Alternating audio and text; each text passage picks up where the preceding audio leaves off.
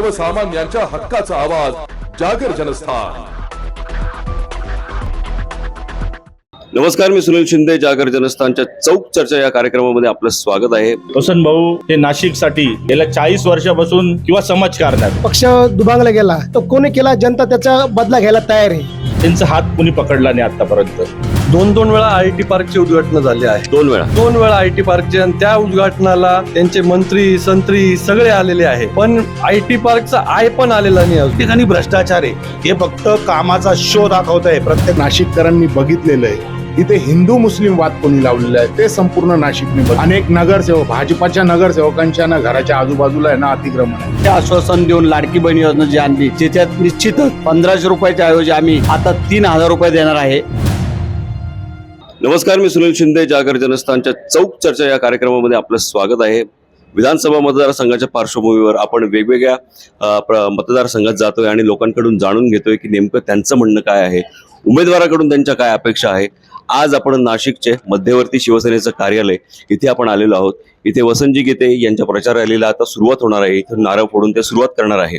इथे त्यांचे काही समर्थक आहेत, तसंच पदाधिकारी आहे। त्यांच्याकडून आपण जाणून घेऊया की नेमकं वसंतजींची आता पुढची रणनीती काय आहे, कुठल्या मुद्द्यांवरती आता लोकांपर्यंत जाणार आहे, कुठले मुद्दे अनुत्तरित आहे, विद्यमान आमदारांनी कार्य केलं आहे आणि लोक त्यातनं समाधानी आहे की नाही, ते आता आपण जाणून घेऊया। चला तर मग माझा पहिला प्रश्न असा आहे की विद्यमान आमदारांकडून जे काही कार्य झालं त्याचा एकंदरीत आढावा जर घ्यायचा असेल तर काय सांगाल? वसंत भाऊ हे नाशिकसाठी वेगळं काही सांगायची गोष्ट नाही। गेल्या 40 वर्षापासून राजकारणात किंवा समाजकारणात अतिशय काम करण्याचं त्यांचा हात कुणी पकडला नाही आतापर्यंत। जे कामाची पद्धत आहे नाशिक शहरात सर्व जनतेला माहिती आहे। आतापर्यंत वसंत भाऊनी जे पदं भोगले, त्यात महापौर असो किंवा आमदारकी असो, त्यात त्यांनी जे कामं केले ते पाहण्यासारखे आहे। आणि त्यानंतर त्यांच्या जो लोकांमध्ये जो आज भावना निर्माण झाली की भाऊ परत पाहिजे, भाऊचं काम आम्हाला परत पाहिजे, भाऊ आम्हाला परत आमचा नेता म्हणून आम्हाला पाहिजे, म्हणून लोक आज लोकांमध्ये जो जल्लोष निर्माण झालेला आहे, भाऊचं वातावरण अतिशय जोरात पेटलेलं आहे। महाविकास आघाडीचा 23 तारखेला नक्कीच गुलाल उडणार आहे ही खात्रीने मी सांगतो। याच गोष्टीने आज ते 20 तारखेला मतदान करून लोक जोरात भाऊचा प्रचार आज चालू आहे। आज कार्यालयाचं ओपनिंग आहे, चांगल्या रॅल्या निघत आहे, चांगले बैठका बसताय, सर्व गोष्टी एकदम जोरात काम चालू आहे ना। आमचा 23 तारखेला आमचाच गुलाल आहे। जेव्हा भाऊंचा निर्णय झाला की आपण आता आमदारकीला पुन्हा एकदा जनतेसमोर सामोरे जाणार आहे, तर अशा वेळेस बऱ्याचशा बैठका झाल्या असतील, पदाधिकारी असतील, कार्यकर्ते असतील, यामध्ये नेमका नाशिक मध्येचा विकास कुठल्या पद्धतीने केला पाहिजे, असे वेगवेगळे कुठले मुद्दे असे समोर आले की या मुद्द्यांवरती आता आपण खरं तर लोकांपर्यंत गेलं पाहिजे असं आपल्याला वाटतं? खरं तर जशी निवडणुकीची रणधुमाळीची सुरुवात झाली तर वसंत भाऊंचा जो निर्णय होता हा जनतेचा निर्णय होता। जनतेने वसंत भाऊंला तयार केलं की आता तुम्हीच पाहिजे, कारण एकंदरीत जर तुम्ही, जनतेची मागणी होती, ही जनतेची मागणी होती आणि अनेक जनतेतील सर्व समाजाचे स्तरातील लोक हे भाऊंकडे गेले तर भाऊ आता तुम्ही निवडणुकीला उभं राहायला गेलं पाहिजे। आतापर्यंत 10 वर्षापासून ह्या मध्य नाशिकचा कुठल्याही प्रकारचा विकास झालेला नाही। त्यांनी जे जे मुद्दे दिले त्या मुद्द्यावर आता रणनीती रचून वसंत भाऊंनी ठरवले का पहिला जो विषय आहे बेरोजगारीचा प्रश्न, त्या बेरोजगारच्या प्रश्नावर प्रत्येकाला रोजगार कसा मिळेल याचं नियोजन वसंत भाऊ करतात।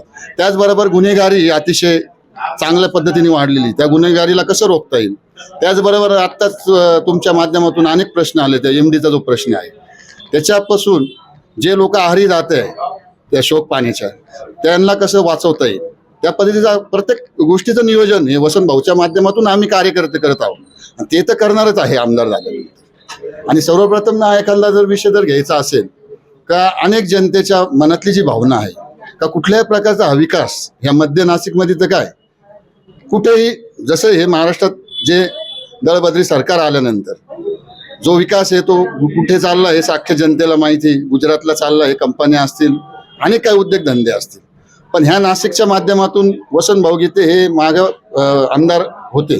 ते आमदार असताना त्यांनी अनेक प्रकारचे उद्योगधंदे इथे आणले, MIDC आणले, अनेक बेरोजगार प्रश्नावर त्यांनी मात केलेली आहे।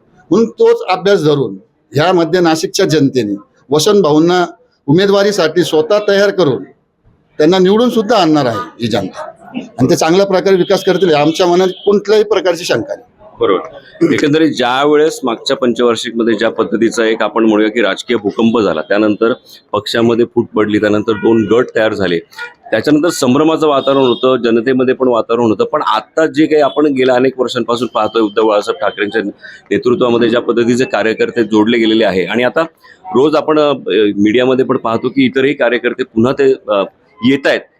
पुन्हा येण्याची नेमकी कारणं काय असू शकतात असं आपल्याला वाटतं? प्रथम तर तुम्ही जे बोललात का पक्ष दुभांगला गेला, तो कोणी केला जनता त्याचा बदला घ्यायला तयार आहे. प्रत्येक शिवसैनिक विचार करतोय काही संधी आहे, त्यांना गाडणार, आम्ही गद्दारांना गाडणार.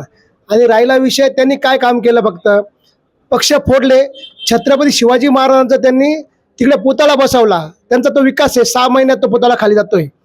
ह्या गव्हर्नमेंटनी फक्त भ्रष्टाचार केलाय.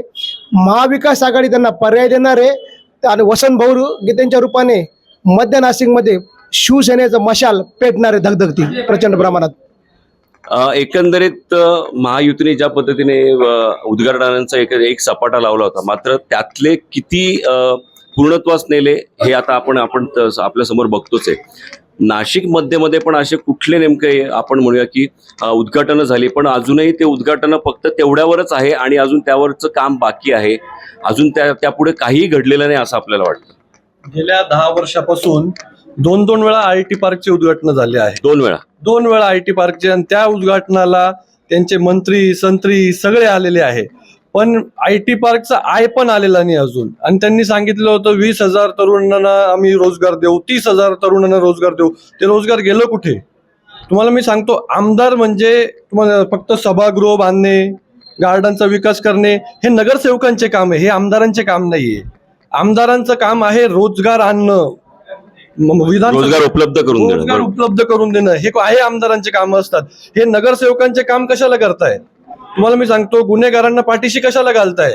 दाखवण्यासाठी काम होतंय असं वाटतं. मी तुम्हाला एक माझा अभ्यास सांगतो, आणि पूर्ण पोलीसचा रिपोर्ट आहे.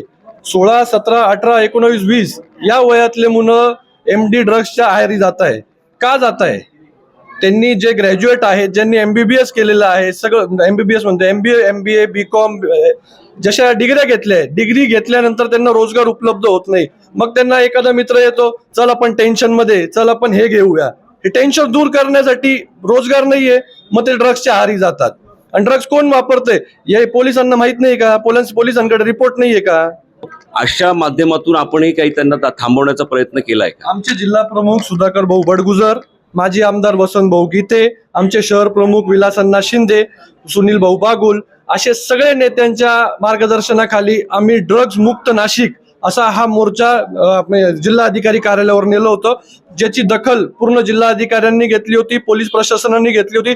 त्यानंतर कितीतरी रेड झाल्या आणि कितीतरी ड्रग पेडलर्सला आपण पकडवण्यात आमच्या शिवसेनेनी सिंहाचा वाटा आहे असं सांगता येईल. बरोबर. अजूनही एकंदरीत आपण काय सांगूया की महायुतीने ज्या पद्धतीचं काम केलं, नाशिक मध्येचा विकास नेमका घडला की तो अजूनही लोकांच्या समोर हवा तसा आला नाही असं आपल्याला वाटतं? नाशिक मध्येचा विकास विद्यमान आमदारांकडून तो विकास घडला. विद्यमान आमदारांनी विकास घडवण्याऐवजी नाशिक भाकास केलं. पूर्वीचे रस्ते खोदून, चांगले रस्ते स्मार्ट सिटीच्या नावाखाली पुन्हा खोदण्यात आले, पुन्हा खोदून स्मार्ट सिटीच्या नावाखाली पूर्णपणे भ्रष्टाचाराचे रस्ते यांनी बनवले. आणि ते रस्ते आता क्रॅक जात आहे त्यांचे. तुम्ही अनेक ठिकाणी जा, ते रस्ते तुम्हाला क्रॅक जाताना दिसत आहे. म्हणजे त्या सिमेंटमध्ये भ्रष्टाचार, त्या फेवर ब्लॉकमध्ये भ्रष्टाचार, प्रत्येक ठिकाणी भ्रष्टाचार आहे. हे फक्त कामाचा शो दाखवत आहे, प्रत्यक्षात त्यांचा पाया पूर्णपणे काय म्हणतात ना, भंगार पोकळ झालेला आहे. आणि हा पोकळ झालेला पाया वसंत भाऊ गीते येत्या काळात भक्कम दगडांनी भरतील. बरोबर. काय वाटतं एकंदरीत महाविकास आघाडी ज्या पद्धतीने आता लोकांसमोर येते आहे, लोकांसमोर उभी आहे, आणि लोक जनतेमधून एक आपला हक्काचा माणूस म्हणून वसंत भाऊंकडून नेमका काय अपेक्षा ठेवताय? आपण सक्रिय कार्यकर्ते आहात, पदाधिकारी आहात, ज्यावेळेस आपण जनतेसमोर जातात की आम्ही महाविकास आघाडीलाच धोरण घेऊन आता आम्ही पुढे येतो आहोत, तर आपल्या घरातला माणूस म्हणून लोक आपल्याला अनेक सूचना करत असतील की भाऊंना हे सांगा, भाऊंना हे सांगा, हे प्रश्न अजून मार्गी लागलेले नाहीये, या प्रश्नाकडे अजून कोणीच लक्ष दिलेलं नाही. असे कुठले प्रश्न आहेत ज्याकडे अजून लक्षच दिलं गेलं नाहीये नाशिक मध्यच्या माध्यमातून? मला आजही आठवतं, आम्ही साधारणतः कॉलेजला शिकायचो. 2009 साली ज्यावेळेस वसंत भाऊ आमदार झाले त्यावेळेस वसंत भाऊनी जे कार्य नाशिकमध्ये केलं होतं हे अत्यंत उच्च होतं. 2014 नंतर नाशिकची जी परिस्थिती बिकट झालेली आहे ही संपूर्ण नाशिकची जनता बघते. गेल्या काही काळामध्ये यांनी फक्त सभागृहाचे ओपनिंग केले, म्हणजे ज्या ठिकाणी सभागृहाची गरज सुद्धा नाही आहे त्या ठिकाणी आज लोकांना विकास एक वेगळ्या प्रकारचा पाहिजे, एक जाऊन फक्त सर्वांगीण विकास हवा, सर्वांगीण विकास हवा आहे. आणि महत्वाचं म्हणजे 25 वर्षात मागील 25 वर्षामध्ये नाशिकमध्ये कुठलीही दंगल किंवा समाजात तेढ निर्माण झालेला नव्हता, तो ह्या काळात झालेला आहे. तो कोणी घडून आणलेला आहे हे संपूर्ण नाशिककरांनी बघितलेलं आहे. इथे हिंदू मुस्लिम वाद कोणी लावलेला आहे ते संपूर्ण नाशिकने बघितलेलं आहे. आणि फक्त समाजामध्ये वाईटपणा आणायचा, विष पेरायचं आणि मतदान कसं त्यांच्याकडनं करून घेता येईल हा बीजेपीचा अजेंडा आहे.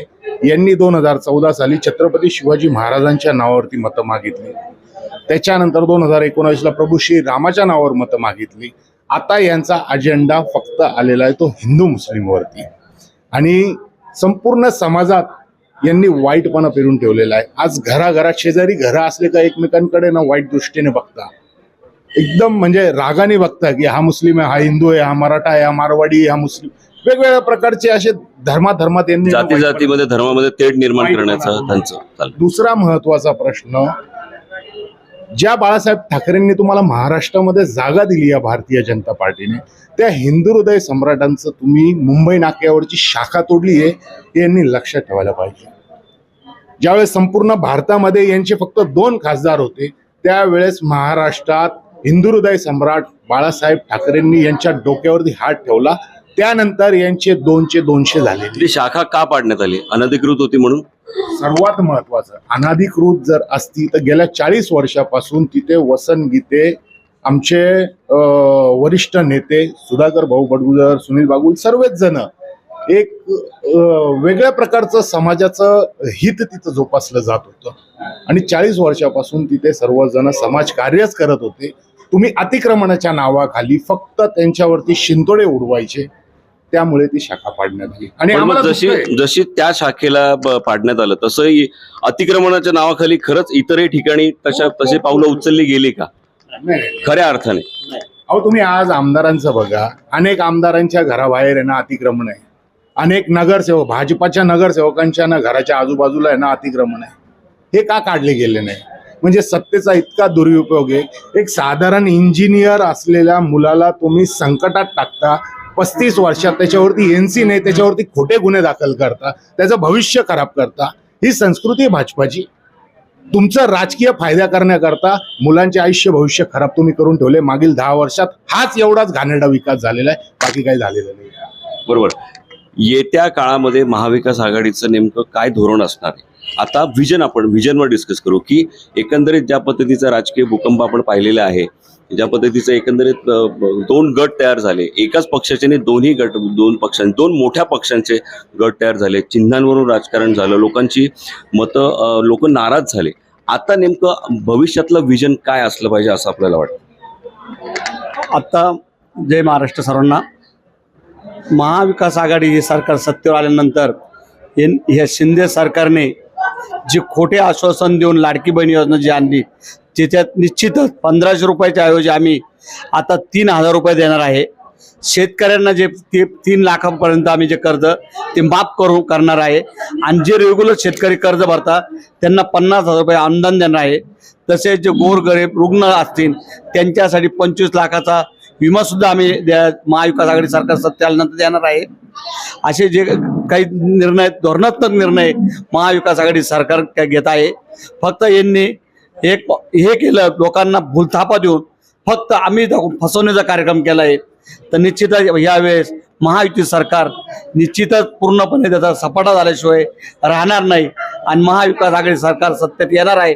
कारण यांनी 5 वर्ष फक्त फोडाफोडीचं राजकारण केलं आहे. ज्या बाळासाहेब ठाकरेंच्या शिवसेनेबरोबर लहान भाऊ म्हणून महाराष्ट्रामध्ये यांनी कारभार चालू केला होता आणि हा कारभार न करता यांनी शिवसेनेचे 2 गट केले. ज्या खोटे आश्वासन देऊन लाडकी बहीण योजना जी आणली त्याच्यात निश्चितच 1500 रुपयाच्या ऐवजी आम्ही आता 3000 रुपये देणार आहे. शेतकऱ्यांना जे 3 लाखापर्यंत आम्ही जे कर्ज ते माफ करणार आहे आणि जे रेग्युलर शेतकरी कर्ज भरतात त्यांना 50,000 रुपये अनुदान देणार आहे.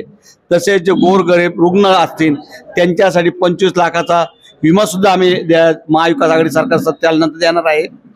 असे जे काही निर्णय, धोरणात्मक निर्णय महाविकास आघाडी सरकार घेत आहे. फक्त यांनी हे केलं, लोकांना भूलथापा देऊन फक्त आम्ही फसवण्याचा कार्यक्रम केला आहे. तर निश्चितच यावेळेस महायुती सरकार निश्चितच पूर्णपणे त्याचा सपाटा झाल्याशिवाय राहणार नाही आणि महाविकास आघाडी सरकार सत्तेत येणार आहे. कारण यांनी 5 वर्ष फक्त फोडाफोडीचं राजकारण केलं आहे. ज्या बाळासाहेब ठाकरेंच्या शिवसेनेबरोबर लहान भाऊ म्हणून महाराष्ट्रामध्ये यांनी कारभार चालू केला होता आणि हा कारभार न करता यांनी शिवसेनेचे 2 गट केले. जी राष्ट्रवादी शरद पवार साहेबांनी स्थापन केली, जिचं त्यांनी रजिस्ट्रेशन केलं, त्यांना जे घड्याळ चिन्ह मिळते ते सुद्धा ते पक्ष चोरला गेला आहे. नुसता पक्ष चोरला नाही तर पक्षाचं चिन्ह सुद्धा चोरलं आहे. तसंच शिवसेनेचं सुद्धा नुसता पक्ष न चोरता त्यांचं धनुष्यबाण सुद्धा चोरला आहे. असं फक्त हे फोडाफोडीच्या राजकारणामध्ये यांनी हे करून लोकांना फक्त येड्यात काढलं आहे आणि लोकांना सांगितलं की आम्ही हे करतो ते करतो, फक्त बोलथापा देता, बाकी काही करत नाही, अशी माझी ठाम भूमिका आहे. ठीक आहे. एकंदरीत आपण जाणून घेतलं की महाविकास आघाडीच्या आपण या शिवसेना मध्यवर्ती कार्यालयात होतो आणि आपण पदाधिकारी असतील किंवा इथले कार्यकर्ते असतील, आज वसंत भाऊंची सभा आहे, त्या निमित्ताने ते आज इथे आले आणि त्यांनी आपल्याशी चर्चा केली. आपलं म्हणणं त्यांनी सांगितलं की नेमकं कुठल्या पद्धतीचं राजकारण आज होतंय आणि नाशिकला नेमकी काय गरज आहे हे आपण जाणून घेतलं. आपण अशीच चौक चर्चा पुढे कंटिन्यू करणार आहोत. आपण थांबतोय थोड्या वेळासाठी. धन्यवाद.